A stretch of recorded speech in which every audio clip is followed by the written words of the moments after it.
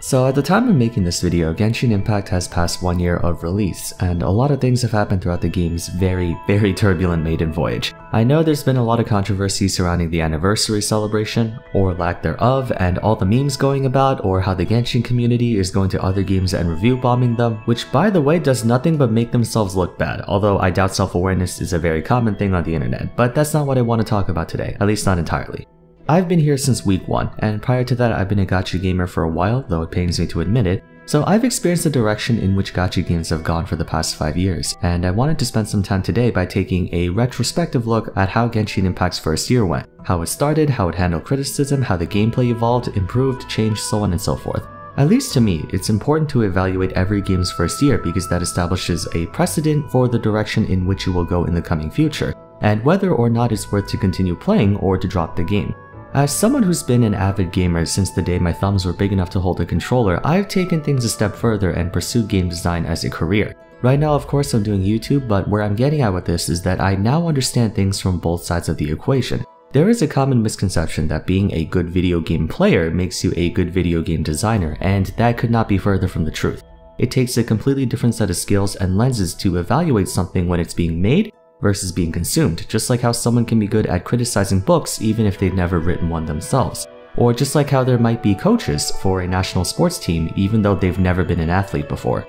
I'm not implying that my voice has any more credibility than someone whose first video game ever was Genshin Impact. Opinions are opinions, their value is whatever the recipient deems it to be. But I feel like it's necessary to make that distinction as this game's community has a lot of opinions, very vocal ones.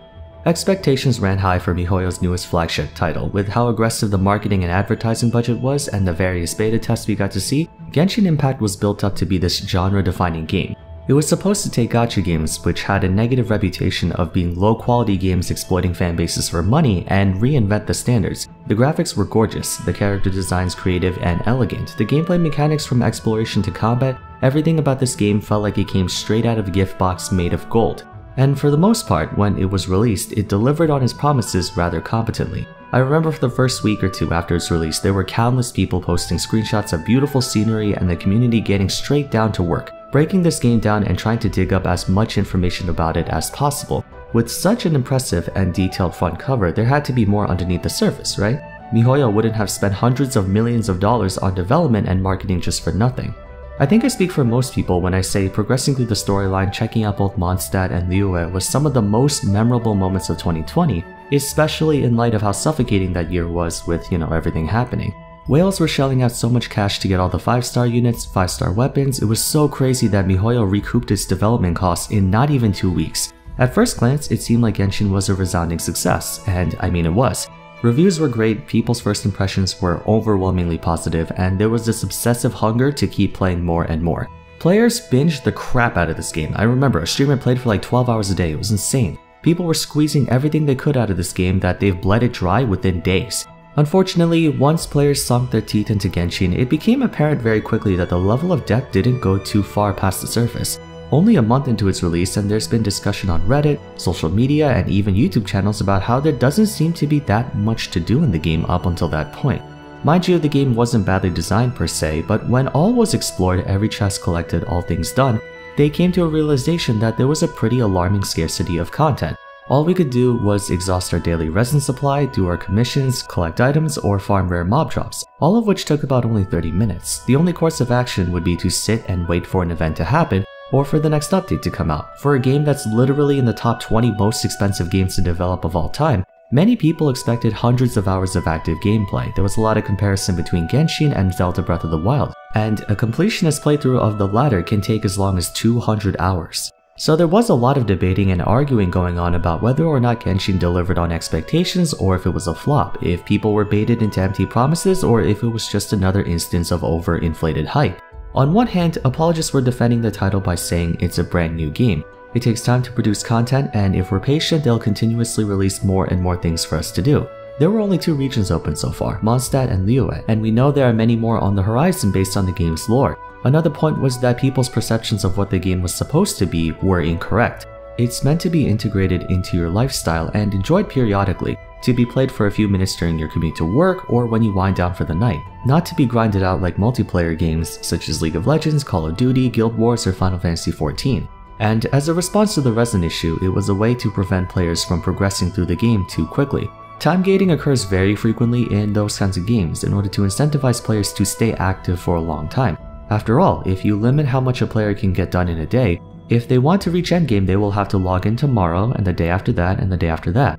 Detractors of the game retaliated by saying even if MiHoYo was planning to introduce content incrementally, it does not excuse the fact that they've left players with virtually nothing to do in the meantime, nothing to grind for, nothing to keep them busy. They've set up this entire world with so many potential things a player can do that probably won't cost all that much to implement, and instead left us with nothing.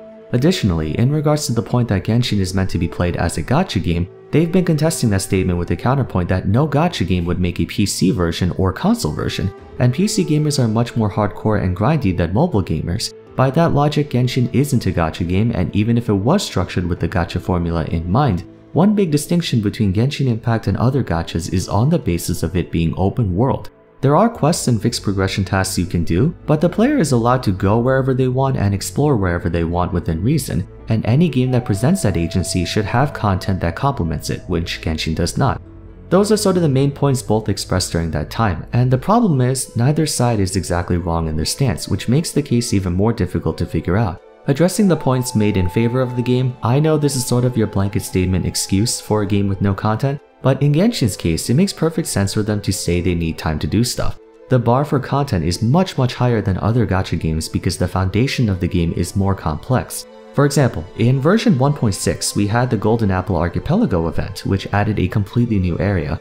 Obviously, it takes a lot of time and money to physically create the environment, the interactions, and elements, not to mention since everything is voice acted, they have to bring the voice actors back into the studio and record everything.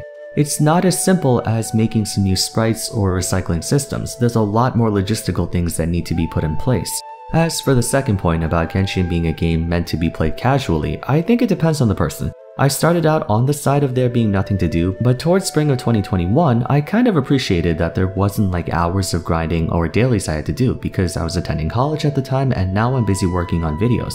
So I only really play Genshin for 30 minutes to an hour a day. I don't really have time to play 8+ hours a day as if it was like an MMORPG. Others might disagree and want to dedicate a large portion of their time grinding because that's just how gamers are.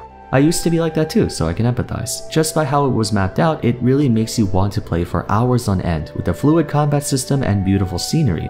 But at the same time, I do understand why it's not as easy to make new content for a title of this scale in a short time frame. That's why Genshin does monthly updates instead of weekly or bi-weekly like other gacha games. All the same, it doesn't mean MiHoYo is blameless either. I'll repeat the main criticism of Genshin Impact. There was nothing to do because there is no repetitive task players can undergo or multiple completion activities that aren't locked behind resin. The vast majority of content is one and done, meaning once you're finished, that's all there is to it.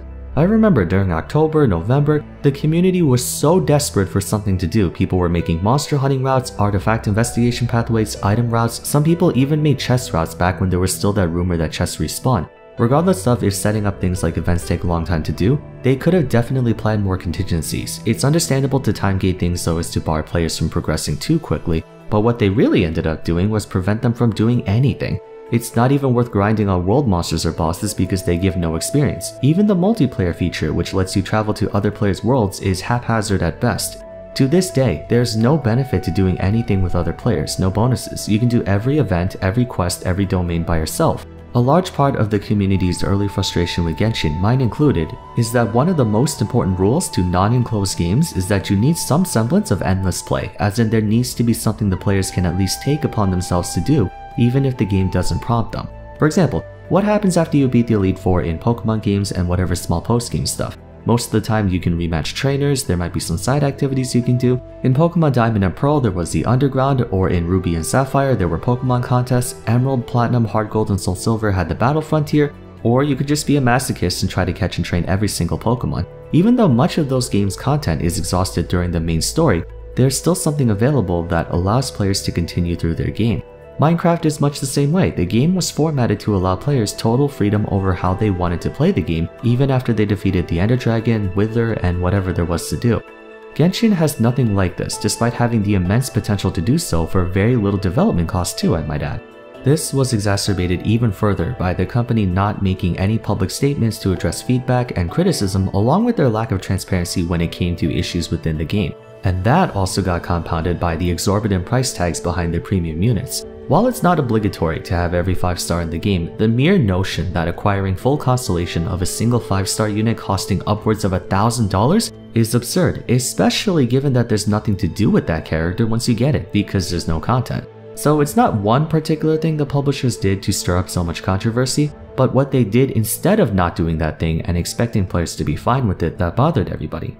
So that was what all the fuss was during the early stages of the game. All things considered though, Genshin was still a widely successful and popular title. The things it did well, it did really well, or at least enough to make the collective player base want to continue sticking with the game. And I would agree on that front. If you're playing Genshin at a reasonable pace and not pulling all-nighters grinding out everything, then yes, technically there's plenty to do from patch to patch, but the problems are egregious enough to warrant attention. So how did miHoYo remedy those problems if they even did at all? As 2021 rolled around, we got to witness expansions to the map, such as Dragonspine and recently Inazuma, bringing a lot more domains, areas to explore, enemies to fight, and more quests. There was also the teapot. I actually haven't really done too much about the teapot where you can design your own home, but I'm sure a lot of people enjoyed that. With every new 5-star character, we also got individual character quests to help us get to know more about the people and the land around us, and there would usually be at least one event going on now that could keep us entertained for a bit. It's still not enough to satisfy the hardcore players, but I feel like nowadays everyone has accepted the fact that Genshin is meant to be played casually, not 24/7. As far as improvements to the game go, I think it's dependent on when you started. If we look at any of their additions to the game individually, they all seem like insignificant attempts just to satisfy a temporary craving. For those of us who've been here since day one, it's easy to dismiss each separate event or small feature change. Then again, could the same thing be said for someone who's picked up Genshin Impact within the past few weeks? Comparing the game now to what it was at the start is apple and orange. I can say with certainty that while there's still a lot more things miHoYo can do to improve the game, it's a more wholesome experience now that we've had a year's worth of new content and also because all the die-hard fans toned down their standards. That's something I think a lot of people forget when it comes to service-based games, as in titles that routinely release new updates and whatnot. Most games at the very beginning start out pretty bare bones, as companies are looking for just enough for a game to be considered a viable product. In that way, I'd say Genshin is a very well-designed game. It's hilariously lacking in substance, but the foundation is strong. There's a lot you can do with this type of game. I know it sounds like I'm being a shill, but again, looking at things retrospectively, I give credit where credit is due. I'm also approaching this as a casual endgame player, so that's where I'm influenced by.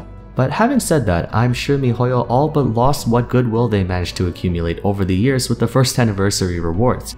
I think it's definitely a slap in the face for them to think that 100 Primogems or 100,000 Mora qualifies as a present when a day's resin can get you like 500,000 Mora, so that bothered me just as much as it did everyone else. It may sound cheesy, but for video games, anniversaries are very special. It's rare for a game to get past its first year while maintaining this level of popularity and financial success. The anniversary is the most important time of the year for a game and its company to show their appreciation and gratitude to their community, no matter how turbulent or chaotic it may have been. Some games take it a step further and have their anniversary celebration last an entire month with tons of events and content for players to indulge in. I'm not saying we as players are entitled to being showered with free stuff and things. In the end, it's miHoYo's prerogative. They can do whatever they want or not do anything at all. But this paints a negative impression on how little they value their public relations with the community, especially considering issuing free digital goods doesn't cost anything but a few command lines of code in their administration terminal at the most. Now, is the community running around and review bombing other games that have zero ties with Genshin an appropriate response? Absolutely not, so our reaction isn't very reasonable either. Honestly, it's disappointing. I really love what they did with the updates. I enjoyed version 1.6 and the introduction of Inazuma breathed new life into the game too. Not to mention all the events we had over the years, such as the Lantern Rite Festival with Xiao, the character story quests and whatnot. They came up with a lot of creative events for us to play with and didn't recycle the same boring coin shop type stuff you see in other games. With how much the game was improving, I genuinely believe players were starting to put more faith into Genshin, only for them to do this. It's just a really messy situation. Of course, I still enjoy the game and will play it regardless because again, I'm a casual player and I like how it easily fits into my lifestyle, so maybe I'm a bit more lenient than others. Anyway, we're getting kind of long, so I'll end it off here. I hope you guys enjoyed this sort of open-ended discussion. These are my favorite types of videos to make because it gives me an excuse to talk about how I feel about things without having to prove a point or something. While we're on that, let me know your thoughts on how your experience was with Genshin for its first year, and just, exclude the anniversary debacle going on right now, whether you think it made a lot of progress with improving the game. Aside from that, if you enjoyed watching, I'd appreciate it if you left a like. Don't forget to subscribe to both this channel and my main channel. Consider following me on Twitter and joining my Discord server. We have a Genshin section in there as well. For now though, thank you so much for listening to this very long rambly video, and I'll see you again soon for the next one. Take care.